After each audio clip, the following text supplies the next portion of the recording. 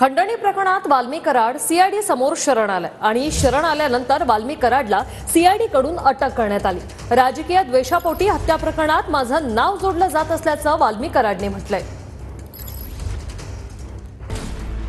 खंडणी प्रकरणातील आरोपी वाल्मिक कराड पुण्यात सीआयडी समोर शरण आलाय। सीआयडी कडून बीड हत्या प्रकरण खंडणी प्रकरणात वाल्मिक कराडची चौकशी झाली।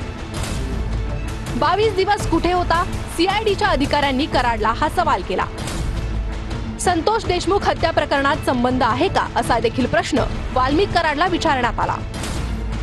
खंडणीच्या प्रकरणासंदर्भात देखील सीआयडीने वाल्मिक कराडला प्रश्न विचारलेत।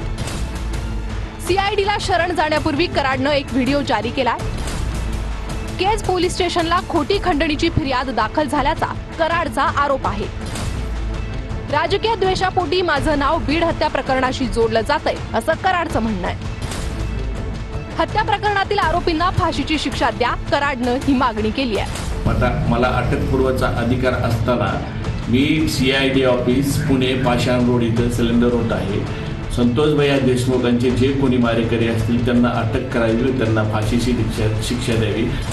दरम्यान सीआयडीची पथकं 15 दिवसांपासून वाल्मिक कराडच्या शोधात होती।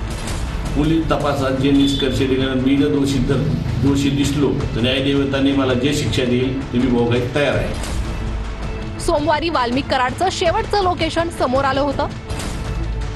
तर वाल्मिक कराडचं शेवटचं लोकेशन मध्य प्रदेशातील उज्जैनमध्ये होतं। त्यानंतर वाल्मिक कराडचा फोन बंद असल्याचंही समोर आलं। 27 डिसेंबरला कराडच्या पत्नीची सीआयडी कडून चौकशी करण्यात आली होती।